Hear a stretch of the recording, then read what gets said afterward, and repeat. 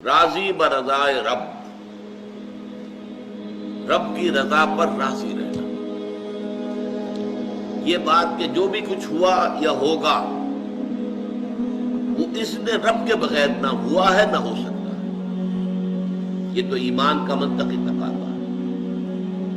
یہاں پتہ تک نہیں ہلتا جب تک کہ اللہ کی اجازت نہ ہو کسی نہ ہو۔ تو جو کچھ ہوا اللہ کی اجازت سے ہوا، خواہ اس میں درمیان میں کتنے ہی عوامل آ گئے۔ کسی نے اٹھا کر آپ کو پتھر مارا، لیکن یہ پتھر آپ کو نہیں لگ سکتا تھا اگر اللہ نہ چاہتا۔ پتھر مارنے والے کا عمل اپنی جگہ ہے، لیکن آپ کو اس پتھر کا لگ جانا جو ہے یہ بغیر اذن رب نہیں ہے، لہذا اس کو سمجھیے کہ اللہ کی طرف سے آیا۔ ایک اس میں لطیفہ بھی ہے کہ ایک درویش یہ کہتا ہوا جا رہا تھا ایک جذب کی کیفیت میں، جو رب کرے سو ہو، جو رب کرے سو ہو، جو رب کرے سو ہو۔ ایک شخص نے اٹھا کر اس کے سر میں پتھر میں مارا۔ اس نے پلٹ کر دیکھا، اس شخص نے کہا مجھے کیا دیکھتے ہو، جو رب کرے سو ہو۔ اس درویش نے جواب دیا کہ یہ پتھر مجھے تو رب کے مارے ہی لگا ہے، لیکن میں دیکھ یہ رہا تھا کہ بیچ میں منہ کس کا کالا ہو گیا، کس نے اپنے لیے جو ہے وہ عذاب اللہ کا کما لیا، ورنہ مجھے بہرحال یہ پتھر لگا ہے تو اس میں اذن رب شامل ہے۔ اچھا، اب جو شے اذن رب سے ہو رہی ہے، بندہ مومن کا اگر اپنا تعلق اللہ کے ساتھ مخلصانہ ہے، اس میں منافقت نہیں ہے، اس میں ریا نہیں ہے، اس میں دھوکہ نہیں ہے، اس میں فریب نہیں ہے، مخلص مخلصین لہ الدین،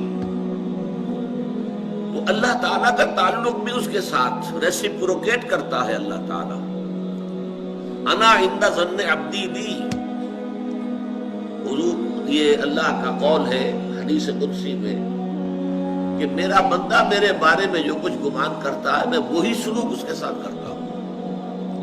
اللہ تعالیٰ بھی مخلص ہے، اللہ تعالیٰ کی مرضی کے بغیر کچھ نہیں ہو سکتا، تو یقیناً جو کچھ ہوا ہے اس میں میرے لیے خیر ہے، چاہے فوری طور پر مجھے ناگوار گزرا ہے، مجھے تکلیف ہوئی ہے، میرے لیے یہ شے جو ہے ناپسندیدہ ہے، لیکن ان دی لانگ رن مجھے یقین ہے کہ اس میں خیر ہے۔ بیدک الخیر انک علی کل شیء قدیر، اے اللہ تیرے ہاتھ میں خیر ہی خیر ہے، تو ہر چیز پر قادر ہے۔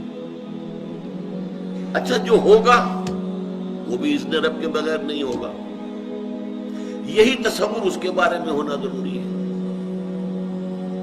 اسی کا نتیجہ یہ نکلتا ہے، جس کو قرآن مجید بار بار کہتا ہے، بار بار کہتا ہے، بار بار کہتا ہے، لا خوف علیہم ولا هم یحزنون۔ کیا مطلب اس کا؟ نہ ان پر کوئی خوف ہے نہ حزن سے دو چار ہوتے ہیں۔ عام طور پر یہ سمجھا جاتا ہے کہ یہ آخرت میں ہوگا، آخرت میں تو بتمام و کمال ہوگا، دنیا میں بھی ہوتا ہے۔ خوف کس بات کا بھائی؟ ہوگا وہی جو میرا رب چاہے گا، وہ میرا دوست ہے، میں اس کا ولی ہوں، میرا ولی۔ الا ان اولیاء اللہ لا خوف علیہم ولا هم یحزنون، جو اللہ کے ولی ہوتے ہیں، اللہ کے دوست ہوتے ہیں، ان کے نہ کوئی خوف ہوتا ہے نہ حزن ہوتا ہے۔ خوف کس بات کا؟ ہوگا وہ جو اللہ چاہے گا، اور جو کچھ اللہ چاہے گا اس میں کوئی نہ کوئی خیر ہوگا، چاہے فوری طور پر مجھے نظر نہ آئے۔ قرآن کہتا ہے سورہ بقرہ میں، عسیٰ ان تکرہوا شیئا وہو خیر لکم وعسیٰ ان تحبوا شیئا وہو شر لکم۔ عین ممکن ہے کہ تم کسی چیز کو ناپسند کرو، درحالے کہ اسی میں تمہارے لیے خیر ہو، اور عین ممکن ہے کہ تم کسی چیز کو پسند کرو، درحالے کہ اس میں تمہارے لیے شر ہو۔ اللہ یعلم وانتم لا تعلمون، اللہ جانتا ہے تم نہیں جانتے۔ تم افعال و اعمال و احوال و واقعات کے ظاہر کو دیکھتے ہو، اس سے متاثر ہو جاتے ہو۔ اس کے پردے میں کیا مشیت ازدی ہے، کیا ارادہ خداوندی ہے، اس کے پشت پر کیا چیز ہے جو اللہ تعالیٰ کو مطلوب ہے، یہ ہمیں نظر نہیں آتا. We are short sighted. ہماری نگاہ جو ہے بس کچھ دور تک جاتی ہے، اس سے آگے نہیں جاتی. لہذا افعال و اعمال و احوال و واقعات کے صرف ظاہر پر ہماری نگاہ ہے، باطن پر تو ہے ہی نہیں. لہذا ہم اس سے متاثر ہوتے ہیں. تو در حقیقت ایمان کا حاصل الا ان اولیاء اللہ لا خوف علیہم ولا هم یحزنون. اللہ کے دوستوں پر نہ کوئی حزن ہے نہ خوف ہے، سوال ہی پیدا نہیں ہوتا. اسی طریقے سے قرآن مجید جو ہے بلند ترین مقام جو انسان کا ہو سکتا ہے، اس کی تعبیر کے لیے الفاظ استعمال کرتا ہے رضی اللہ عنہم ورضوا عنہ. اللہ ان سے راضی ہو گیا، وہ اللہ سے راضی ہو گئے. یہ باہمی رضامندی ہے، دو طرفہ اللہ کے ساتھ تعلق ہوتا ہے، دو طرفہ تعلق ہوتا ہے. تم اللہ سے محبت کرو گے، اللہ تم سے محبت کرے گا. تم اللہ کے ساتھ مخلص ہوگے، اللہ تعالیٰ تمہیں واقع اپنا مخلص بندہ بنا لے گا. تم اللہ کی طرف چل کر آؤ گے، اللہ تمہاری طرف دوڑ کر آئے گا.